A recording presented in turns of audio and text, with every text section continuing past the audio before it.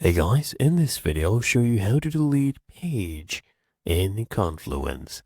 Now the first thing I want you to do is open up this space where your page is located. Now from the left hand panel I can click here on spaces and choose the space, or if you had to start you can select it from right here. I'll just choose a design and you'll see all your pages right here on the left hand panel. And what you can do, I'll show you two ways to delete a page, okay? So if I click on this page, for example, right, let's say you're on the page, you can actually come at the top right and click on these three dots. It gives you more actions. You'll get a drop down once you click on it. And there's an option right here, you can see it says delete. And once you click on delete, you'll actually get a pop-up asking you, okay, if you are sure you want to delete, or you can also archive it or cancel.